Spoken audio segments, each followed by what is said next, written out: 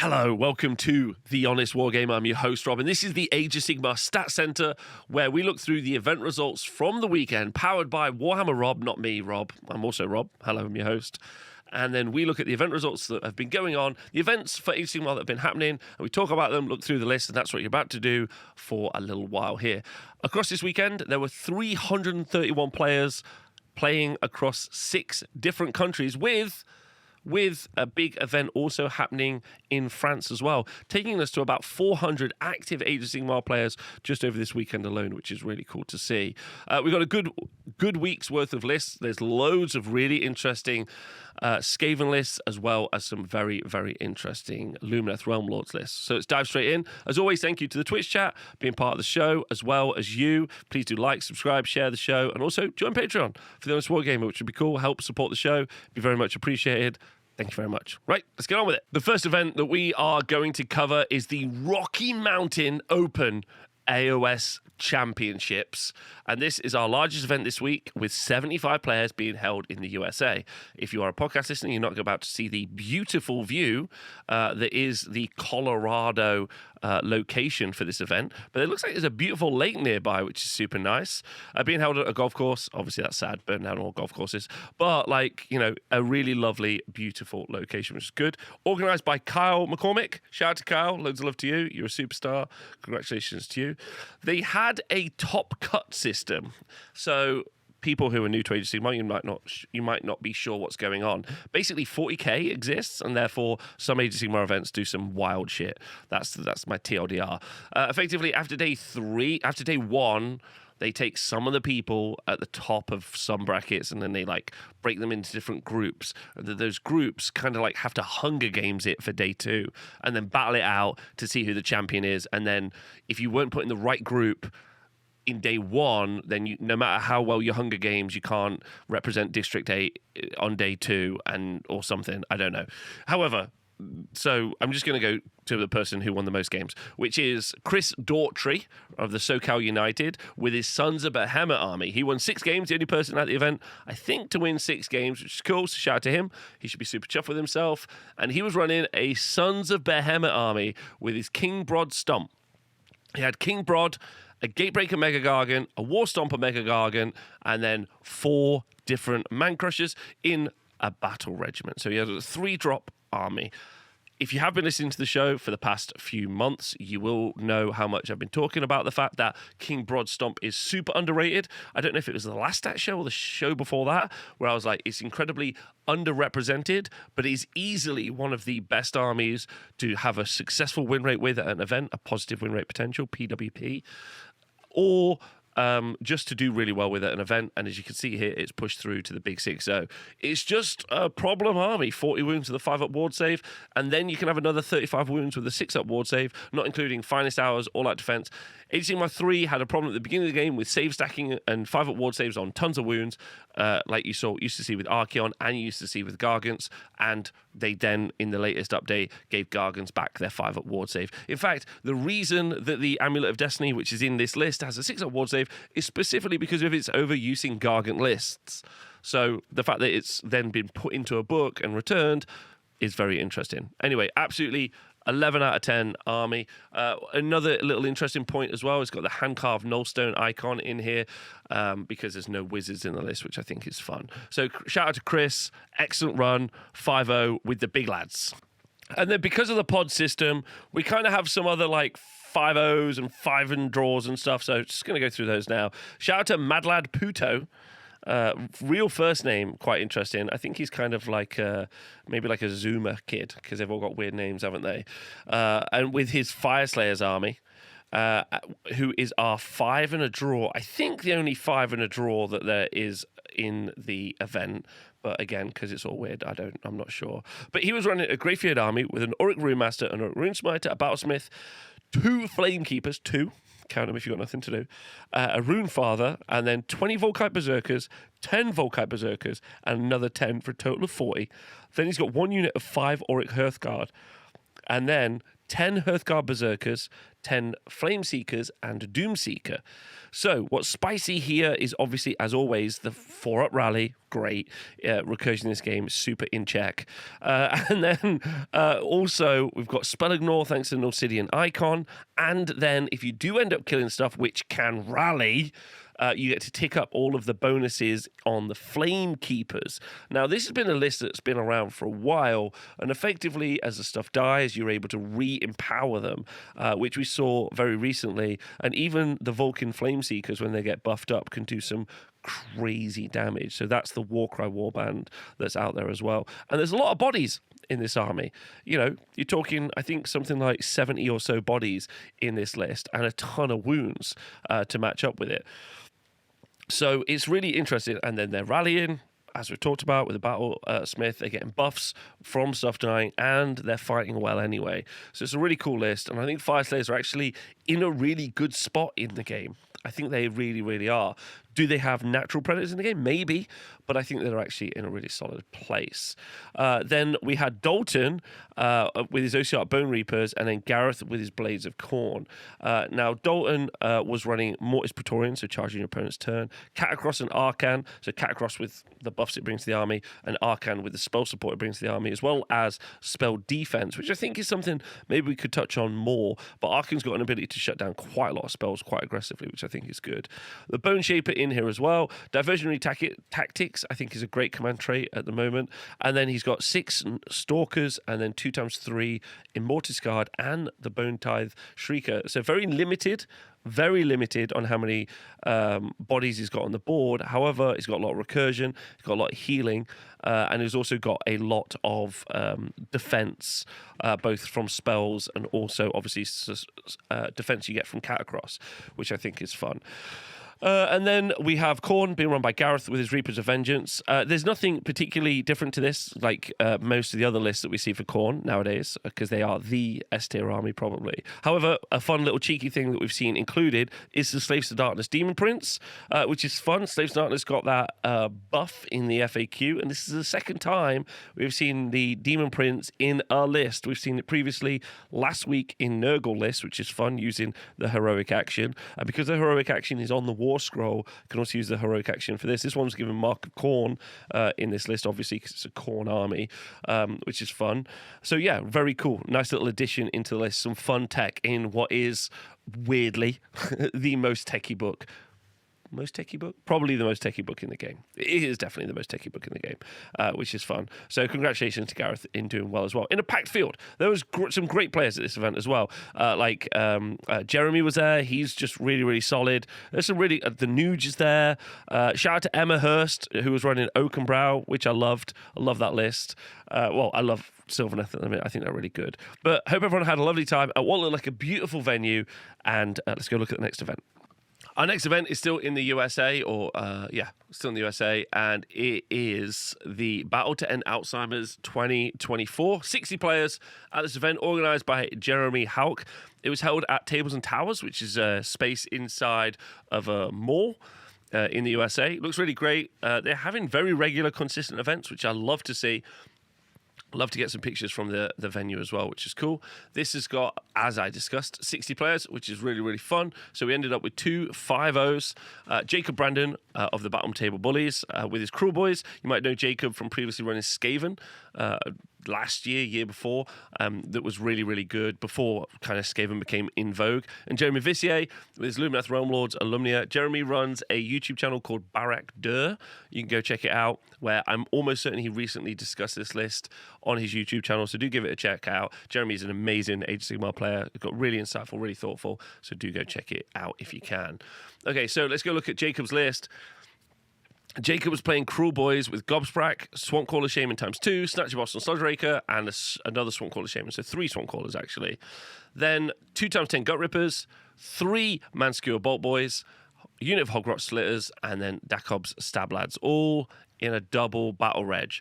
And this is just pure, raw damage. That's all it is. It's just a bajillion mortal wounds at range.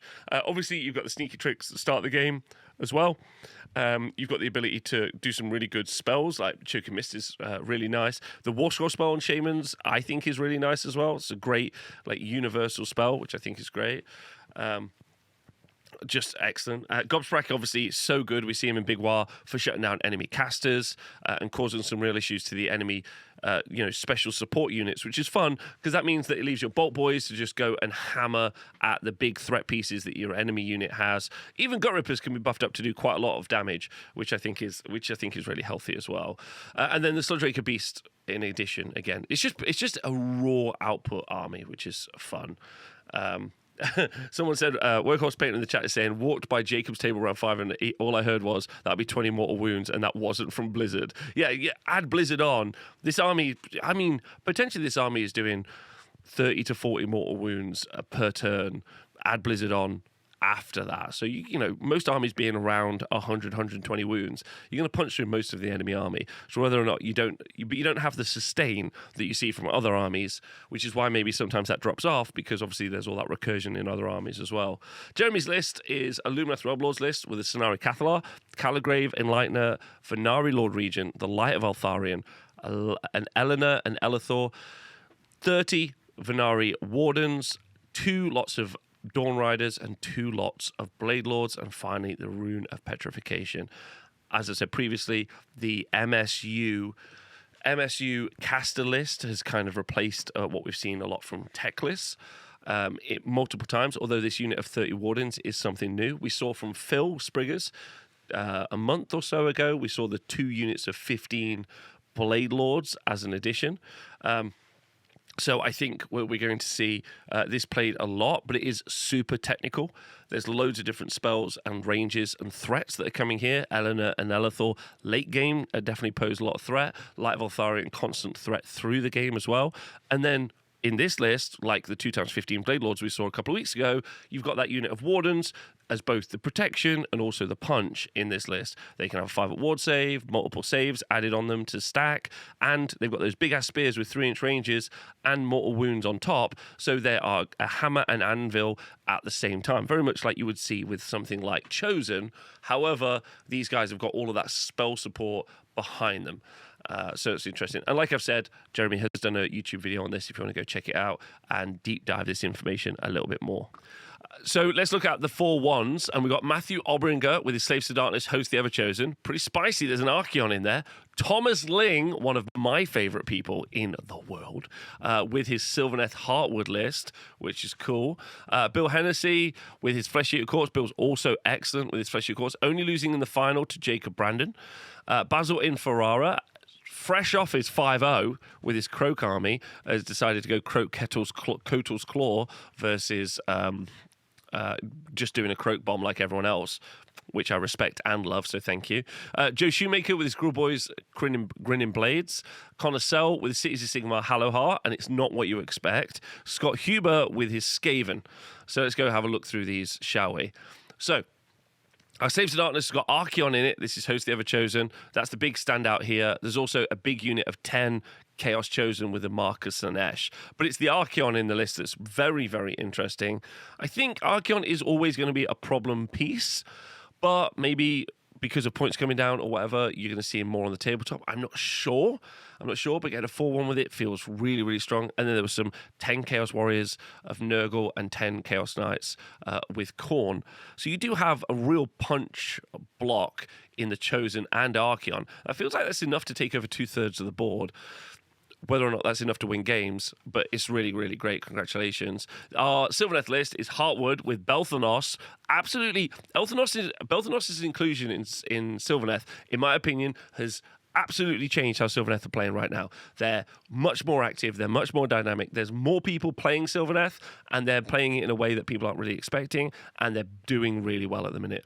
Arch Revenant, Warsong Rev in the list, who's the general. Then 6 Kurnoth Hunters with great bows, 6 Kurnoth Hunters with great swords, and then 5 Tree Revs and the Glade Wirram. And then a unit of Gossamer Archers, which is quite fun as well. So Gossamer Archers, obviously great tech for being able to slow enemy units down as well as shoot stuff, which is cool. You can double up with that shooting with the great bows. You've got a great punch piece in the 6 Kurnoth Hunters with swords, as well as Belthanos is also a great caster. We also got great fighter. Then you've got good casting and therefore more range damage to add with your Warsong Revenant. So you've got a lot of range potential as well as a lot of like close combat potential, which is quite nice from this list, as well as it being able to go quite fast. This is off the back of several different Silverneth 5.0s, which have been coming recently, many of them featuring Belthanos. So I think you're going to see Silverneth maybe take up even more play, but it's a very hard army to play.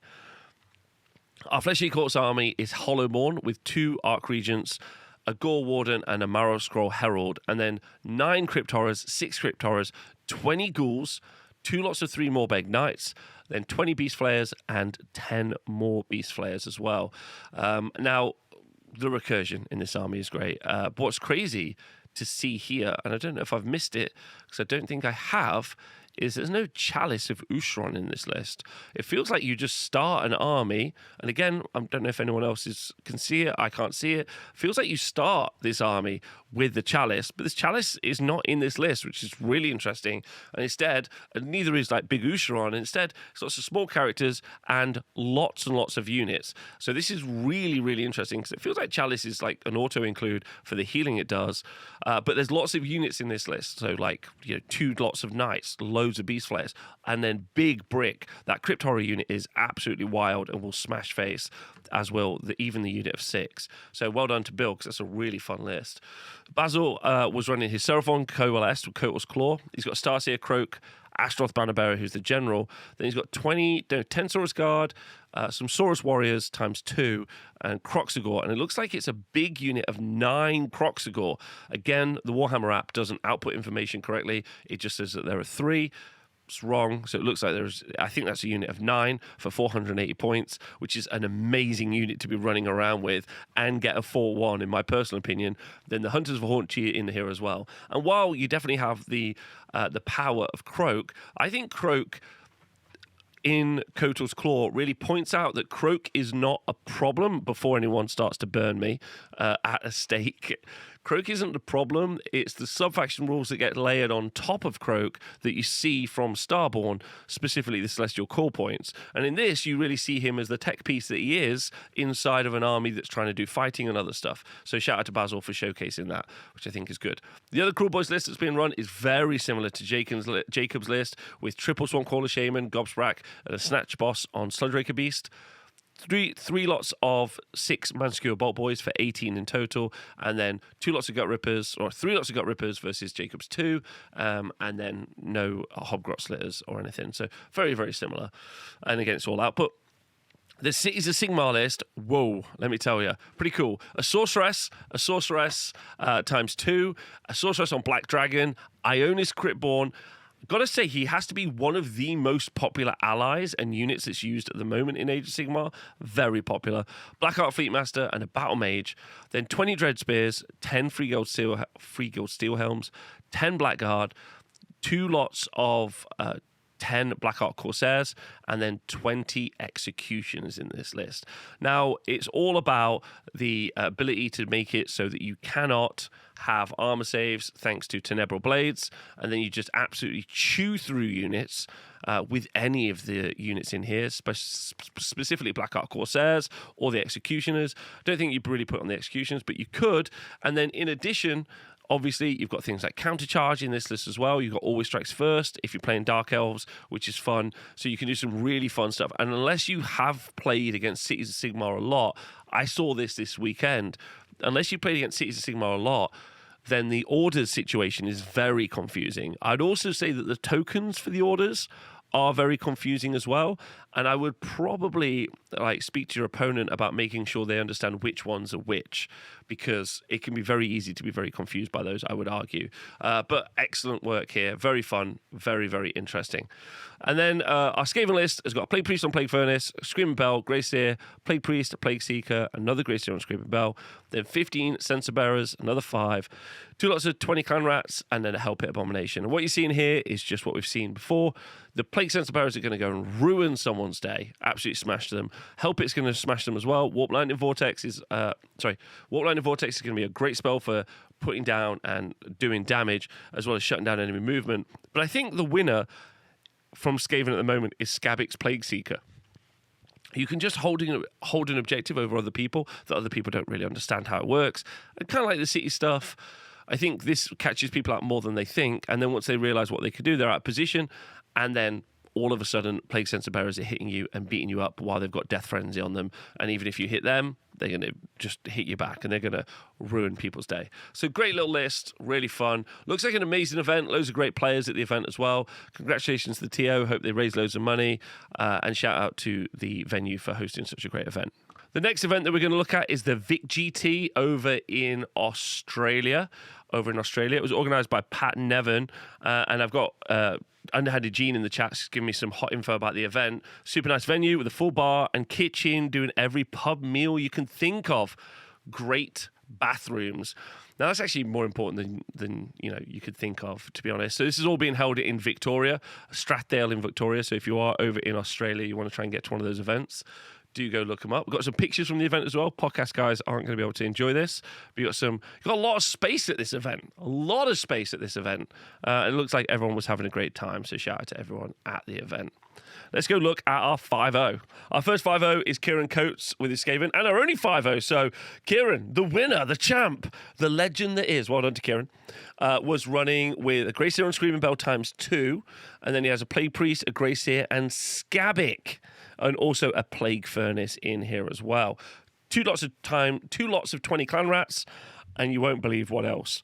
2 lots of 15 Plague Sensor Bearers with the Soul Scream Bridge. All the output is coming from the Plague Sensor Bearers with some Death Frenzy. But in addition, you've got buffs coming out of the Plague Priest on Plague Furnace, as well as Skabik holding objectives as well. I think Skabik counts as a Plague Priest. So I think that means that he is going to be able to get great access to Great Plagues. He's got 1, 2, 3. I think that's true. And then he's got the Grey Seers on Screaming Bells as well, and all the beautiful stuff they bring to the army. Well done to Kieran. This is great. Looking at the 4-1s, got some great lists as well. John McGrath with a King Broad Stomp in there on a 4-1. So it does seem like you can lose with them, but still up there with the 4-1.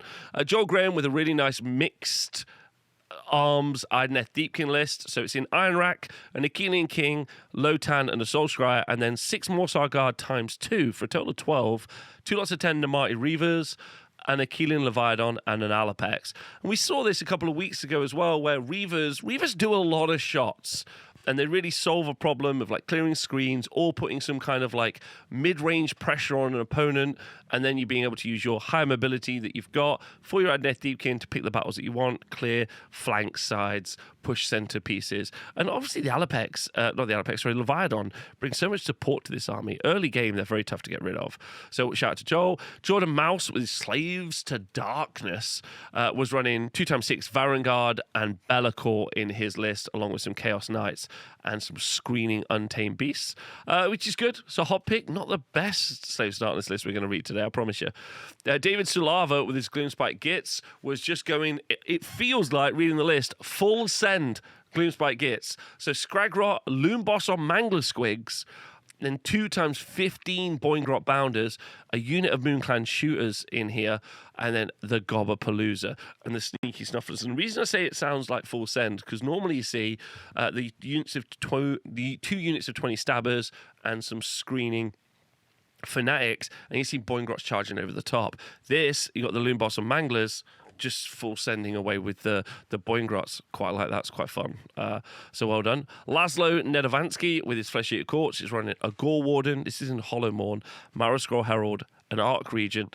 Then 9 Crypt Horrors, 6 Crypt Horrors, 10 Crypt Ghouls, and then 6 Morbeg Knights and 5 Morbeg Knights, and then some Crypt Guard.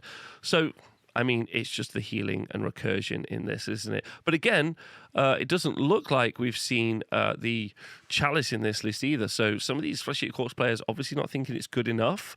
for the points, instead going for more bodies on the board. Sam Morgan with a very unique and incredibly well-formatted list. Doesn't sound like much to talk about, but I promise you, he's not using the app. He's being a gentleman. Look at how well-formatted this list is.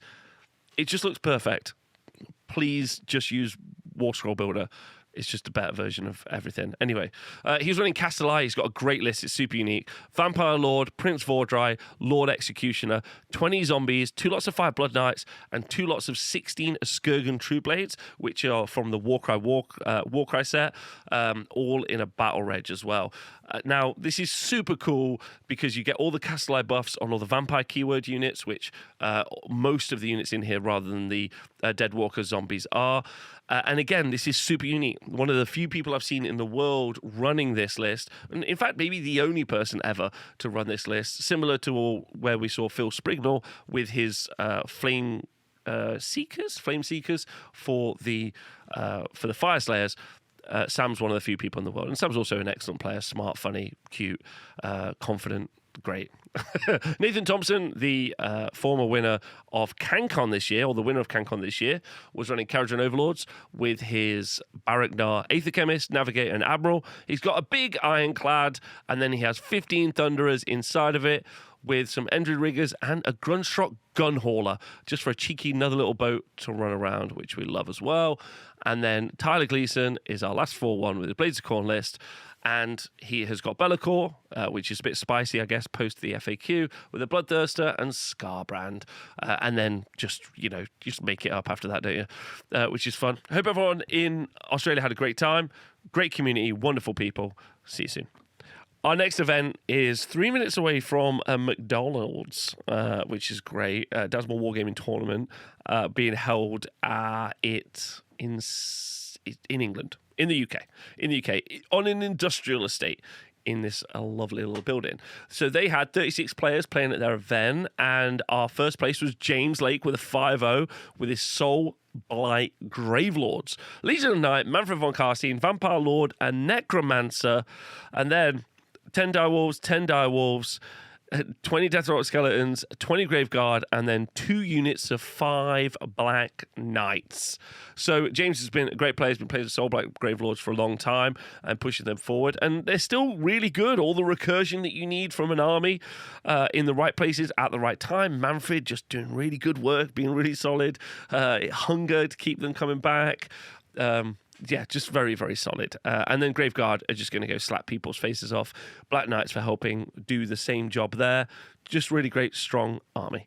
Continuing on, looking at the results from the Midwest of England, similar to the Midwest of the US, we have Jack Morton with his Gloomspite Gits Glogs Mega Mob. You are going to be shocked. Toby Thomas with his Flesh Eater Courts. Seb Ducker with his Cities of Sigmar. Paul Hart with a Skaven list you are not expecting. Right, so let's look at the Gloomspite Gits list. Webspinner Shaman on a Ragnarok Spider. Only 240 points. Makes sense. Monster in the list as well. Access to monstrous actions. Is a wizard to cast.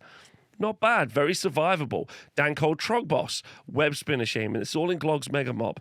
Then 2 units of 3 Fell Water Troggoths and 2 units of 6 Rockgut Troggoths. Pretty standard so far. And what I'm not expecting is 2 units or 2 individual Ragnarok Spiders with Spiderfang War Party.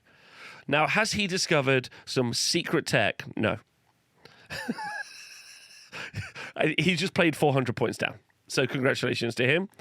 That's absolutely excellent. Now, Toby Thomas was running, as I said, Flesh Eater Courts with Ushran, Grand Justice Gourmain, and Abhorrent Archregent twice, Crypt Infernal Courtier, 2 lots of Crypt Ghouls, 1 unit of 20 Crypt Ghouls, and 2 units of 9 Crypt Horrors is what I meant to say.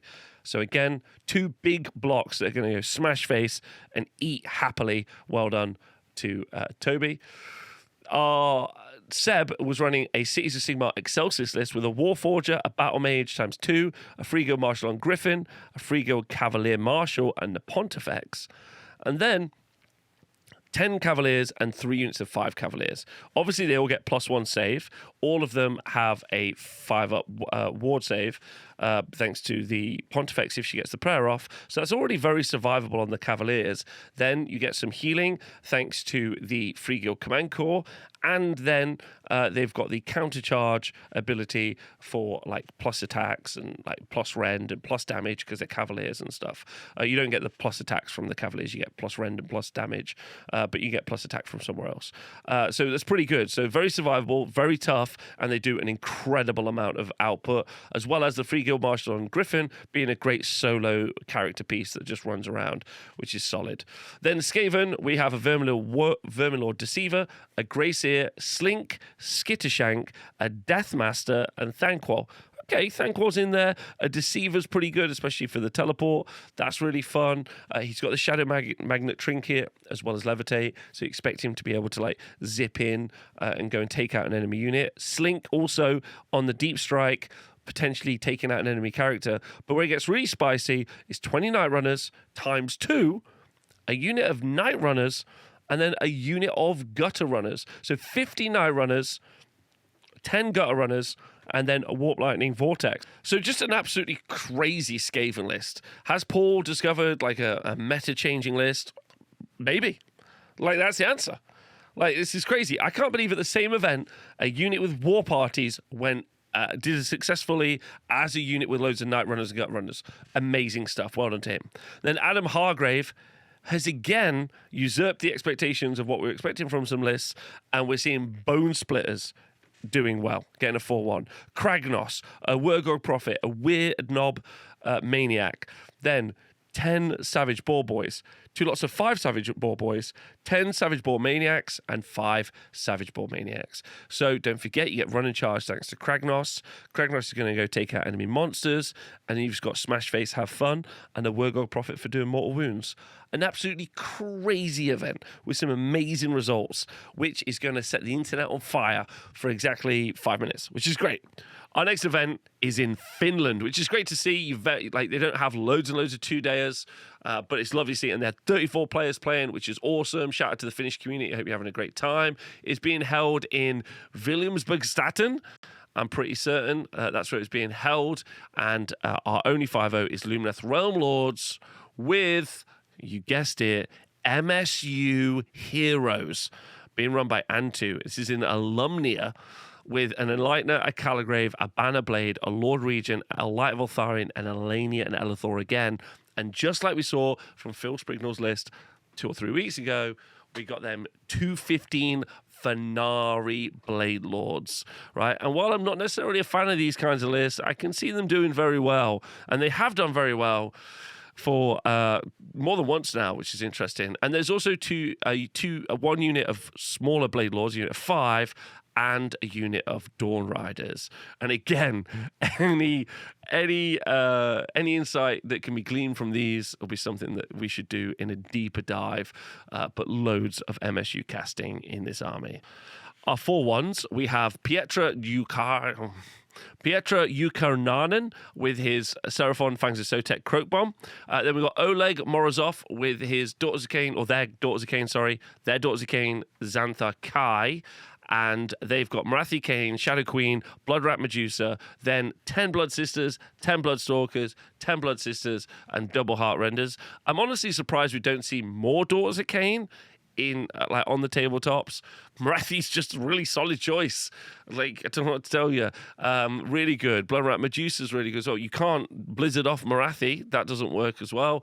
Then you've got good shooting and good fighting from the Bloodstalkers and the Blood Sisters, and easy battle tactics from the Heart Renders as well. Taris Liush was also running Seraphon with a Croak Bomb, and then Chemo Kokarin with his Beast of Chaos all herd list. Super fun.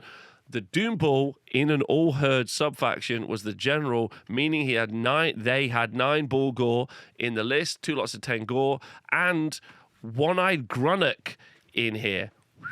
Absolutely brilliant. So One-Eyed Grunnock, one of the things that Beast of Chaos really struggle to do is hold objectives. So One-Eyed Grunnock is the thing that gets slapped while they're waiting for the Doom Bull and the 9 Bull Gore to come in and smash face. Absolutely brilliant.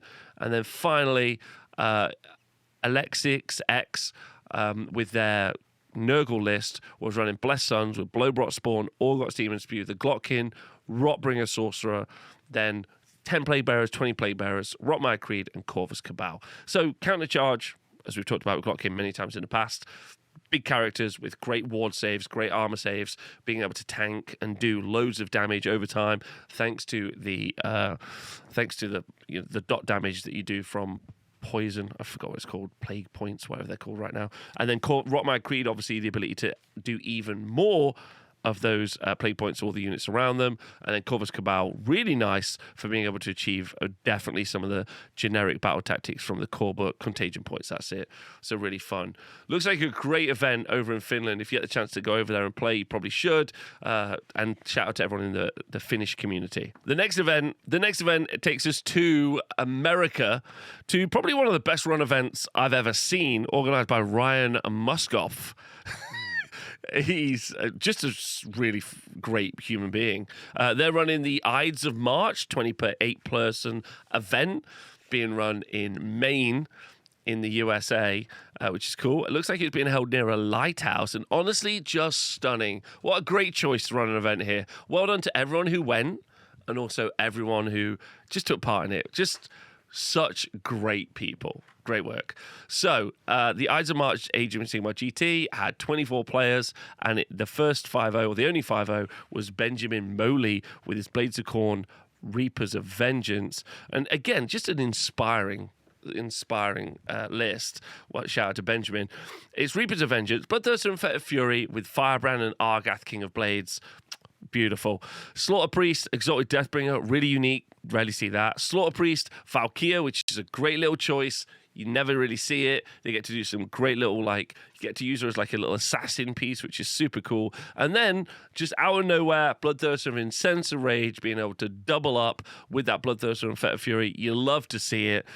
20 Bloodletters, also great choice. Blood Warriors, Blood Reavers, Furies, Wrathmongers decided to move away from that kind of Claws of Karnak build, which is good because honestly it's getting a bit tired. So really inspiring corn list. Excellent work there by Benjamin.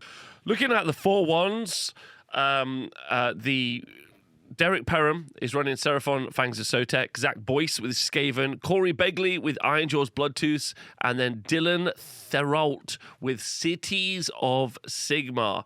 So let's just go through these a little bit minute. The Seraphon has got Croak and is a Croak Bomb, which is cool, with some Saurus Warriors in there as well. This is all in Fangs of Sotek. Our Skaven list has got a Greyseer on Screaming Bell ×2, and then 2 Plague Priests on Plague Furnace. And Skabic is also in that list as well. So 20 Clan Rats, 40 Clan Rats, Plague Censer Bearers, a unit of 5, and some Plague Monks. So it does feel like Skabic is just such a key feature of why maybe these Skaven lists are doing so well. Same as we saw, only a very small change to Big War, where they had one of their battle tactics taken away from them, and now they've just hemorrhaged win rates and players, going from where they were to, I think, very much mid-pack now. That's kind of interesting. Is just that Skabic lifting that whole faction up? It's a great question. Not sure. Ironjaw's in here, which is lovely to see. Rarely see them at the moment. Mega Boss and Maw-Crusher, 2 War Chanters, a Weird Knob Shaman, 2 lots of 6 Gore Grunters, a unit of 10 Brutes, and 6 Brute Ragers. That's right. 6 Brute Ragers in there as well. Damage 2 is quite nice, especially Nighthawk not really in the mix right now, reducing them down to damage 1. Seraphon never really got off the ground with their damage reduction, half of their book. So still got play, but they're just outclassed at the moment. Every other army has got the ability to have 6 Brutes, 6 Gore Grunter style models that also basically come back to life or heal back 50% or whatever. So, that's where they lose out. They don't have that output versus recursion that some of the other armies have. And then Cities of Sigmar with Excelsis. I've got Free Guild Cavalier Marshal, Karl Franz, the Emperor. No, just a guy on a griffin. And then the Pontifex, then 10 Cavaliers, 10 Steel Helms, a Steam Tank, the Command Corps, and some Wildercorpse Hunters, which is nice as well. I really like the Wildercorp Hunters specifically, I'm going to say, for the pre-game move, which is fun, meaning that that unit can get charged, and then the Freeguild Cavaliers, which, as we've talked about before, with counter-charge in your opponent's turn, can do some really good fighting and slapping. That's great as well. Shout out to everyone at the Ides of March GT. Hope they had a great time. Our next event was in Sweden, the King of the Asylum, being held at the absolutely fantastic Asylum War Games run by Jesper Melander. Jesper Melander. Shout out to Jesper. Love him so much.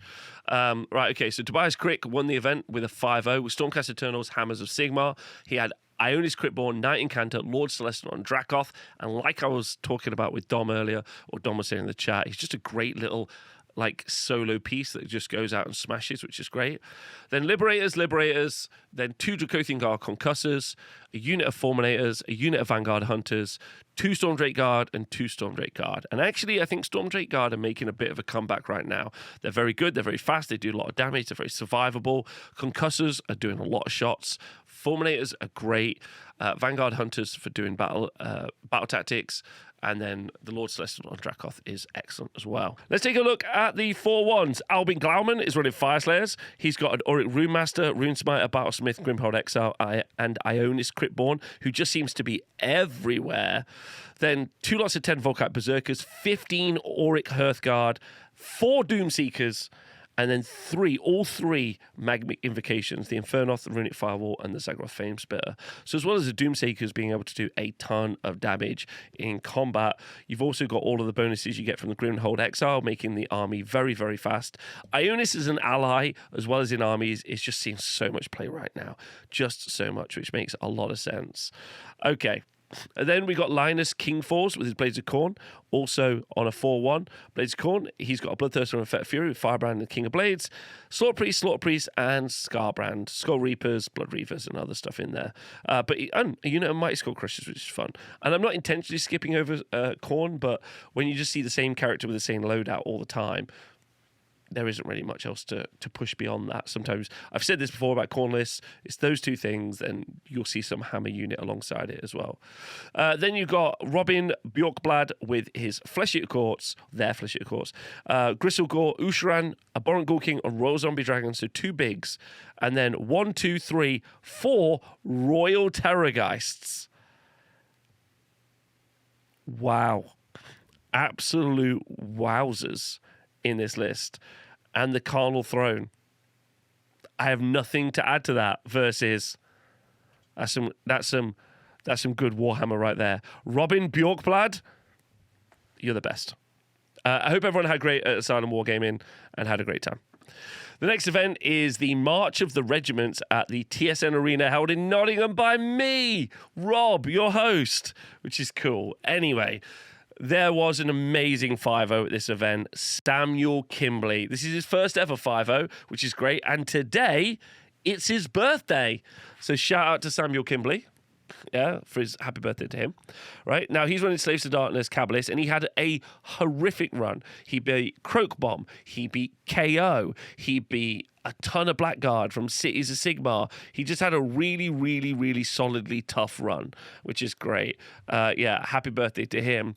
And he's running, and I mentioned this earlier in the show, but I haven't mentioned this yet in the video, an amazingly cool list. He's running Slaves to Darkness, Cabalist, Chaos Lord and Karkadrak, Chaos Sorcerer Lord, and another Chaos Sorcerer Lord, but 1 marked Undivided, 1 marked Sinesh, and the Chaos Lord and Karkadrak has been marked Sinesh. Then 5 Chaos Knights, 2 units of 9 Untamed Beasts, 10 Chaos Chosen, Mark of Sinesh. Obviously, that means they're going to be able to get +1 attack on the charge from the banner, but also they're going to be able to go super fast thanks to 3d6 charges and all sorts of other stuff. And then 2 units of Ogroid Therodons, 2 units of 6. 600 points in Ogroid Therodons with the Mark of Sinesh, right? Absolutely beautiful. Now, Sam did feedback to me that one of the reasons he wanted to run this list is people were telling him that you couldn't win games with Slaves to Darkness without the Ogroid Therodons, and he's absolutely with Ogroid Therodons. He's like, no, if you can't win, you have to use Varangard to win, otherwise you don't know what you're doing. And Sam blew that conception out of the water at his first, not his first event, but with his first 5-0, just doing something you'd rarely see. Absolutely brilliant stuff. A treasure to play on the tabletop as well. Everyone had a good time against him. thank you to Sam for being a great little sport.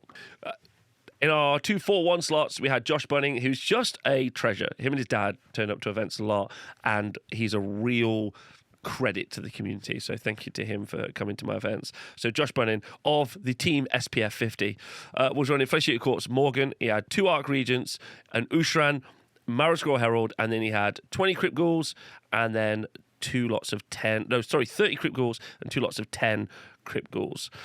And then a unit of Royal Beast Flayers and a unit of Morbeg Knights with the Chalice and the Cadaverous Barricade. At this point, I don't really need to talk too much about what Flesh Eater Courts do, but really solid, loads of recursion, absolutely stunning matches. Some of them were really tough, and he only lost to Sam in the run, which is really interesting. He said he felt like Slaves to Darkness were a natural counter with the high armor saves.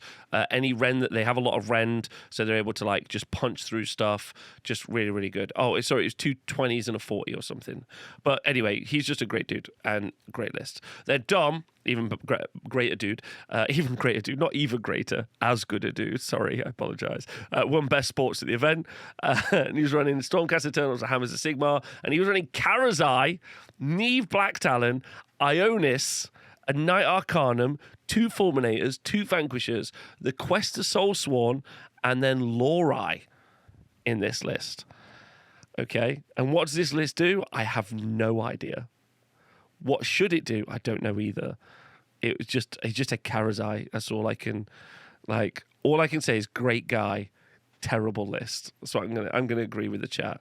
Anyway, I had a great time at the event. I want to thank everyone who comes to my events at TSN Arena. We got loads. Go check them out on Eventbrite if you want to come. They're super fun, but mainly because of the people that turn up. So thank you to all those people. Our last event is in New Zealand. It's the Silverstream SmackDown 2024, the Royal Rumble. We had 2 4s and a draw. Sean Bates with his Blades of Corn and Scott Patterson with his Blades of Corn. And Sean was running 50 Bloodletters in his list. And then Patterson was running a bunch of Bloodletters in his list as well, 40. So it's all about who takes the most Bloodletters in this list. Anyway, the New Zealand community is absolutely 11 out of 10. You should go there if you can and check it out. Okay, so that's all the events for this weekend. And wow, what a weekend of games and events. It definitely feels like Lumineth, Realm Lords, and Skaven are taking all of those spots. Sure, there's lots and lots of Khorne armies running around, having a good time, of course. But it does feel like we've seen some very unique lists and also some very disparate lists as well. Across the 5-0s, we've got some interesting takes. But in the 4-1 section, I would say most of the armies have been represented, which has been fun. Sure, we haven't seen any Sinesh necessarily or any Tzeentch this week, but we saw some last week. And I think it's just maybe that they haven't seen play. And sure, we've seen Flesh Eater Courts doing well, but I've seen them also hitting the 4-1 slot.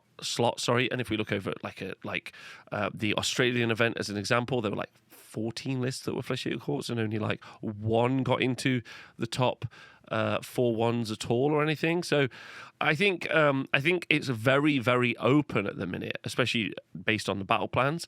And some players are definitely entering like a jazz phase, a jazz fusion phase at the end of the meta. Like we're seeing all these Alumnia kind of lists, which is fun, but we're seeing Kragnoses and Spiderfang war parties and Beast of Chaos kind of like trying to not give up the fight, a cheeky Bone Splitters. Everyone's just having a good time, experimenting and having fun. I think that's quite interesting. I think the game is in an interesting place, a strong place and a healthy place. I want to thank the Twitch chat for hanging out with me for the 4 hours it took to record this video. So if you did like the video, please do support the show by liking, subscribing, joining Patreon and all those other things. That would be appreciated a lot. And thank you everyone for tuning in and watching the show. Loads of love, and we'll see you soon.